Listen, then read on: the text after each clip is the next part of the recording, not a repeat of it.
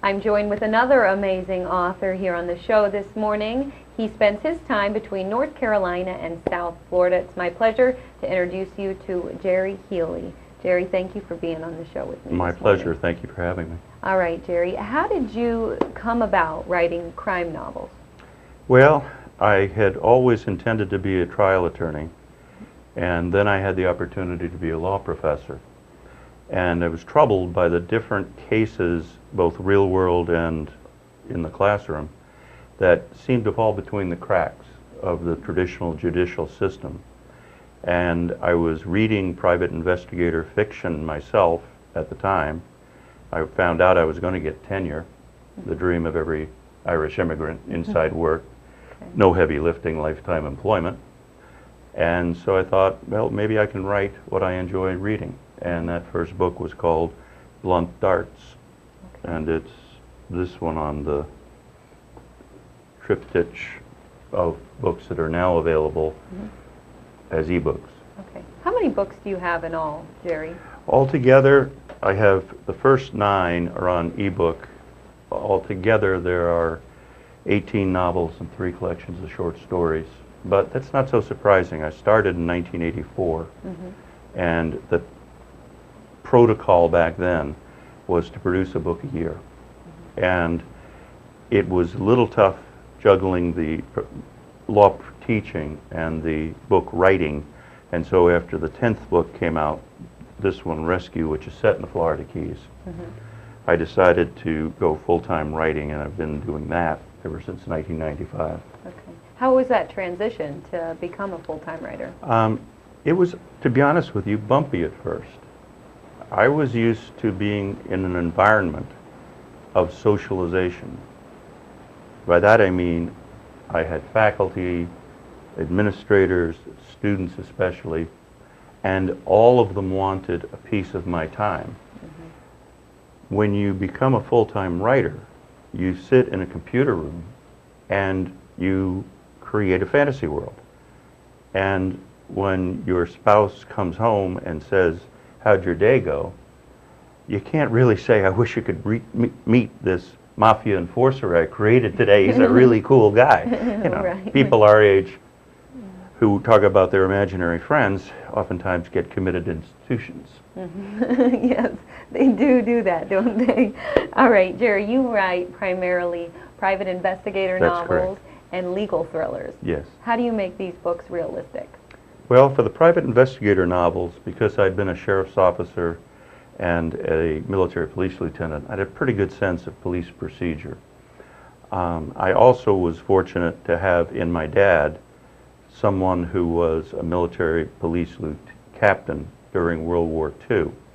And the books, for example, the one on the screen, Swan Dive, that feature John Francis Cuddy as a private investigator who was in Vietnam as a military police lieutenant, and then comes home unscathed only to have his young wife die of cancer. And he stays faithful to her memory, including visiting her at her gravesite and actually having conversations with her. The books became popular because many of the reviewers at the time were women, and they found it hard to find a non-sexist, non-philandering male private eye to recommend to their female readers who enjoyed private investigator fiction. They just didn't want to be offended every third page. Now, let's talk a little bit more about your main character, Cuddy. Okay. You know, your inspiration, it sounds like it came from your father. Came from my father in the sense of the military police background and the fact that I was in the military police roughly when the Cuddy character was, though he was overseas and I was stateside. I also had an uncle who had 3 ships torpedoed out from under him in the North Atlantic during World War II. And he had played fullback for the legendary football coach Vince Lombardi. And he went into private investigator work after the war.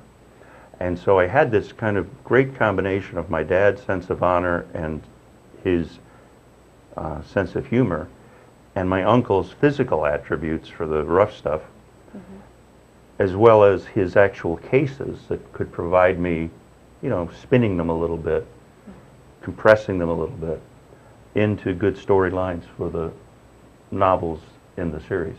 Wow. Well, he sounds so interesting, this character, then. Oh, thank you. Now, what are you working on right now, Jerry? What I'm working on right now is a thriller that'll be set here in South Florida. I can't go into many of the details, partly because they don't exist yet.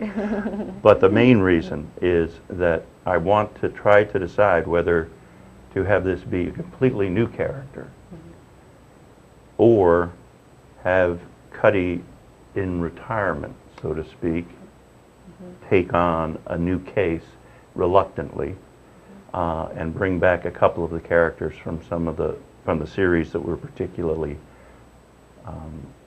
attractive, popular, including that fictional mafia enforcer. Okay, okay. Now, where do you stand, Jerry, on e-books versus printed books? Most of what I ever learned was from a printed page or from a teacher who pointed me to a printed page. Most realistically, though, e-books are not just the future. I always thought they were. They are the past. I mean, we are at the point now where we have many more e-books being bought on Amazon than hard copy books.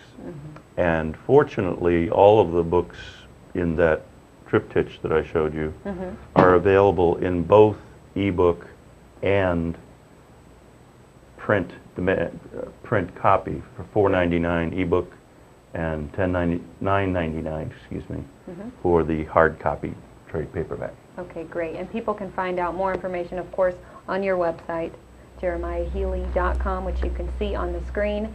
And Jerry, you're not going anywhere because I'm going to be talking with you some more after these messages. Okay, everybody? Don't go away.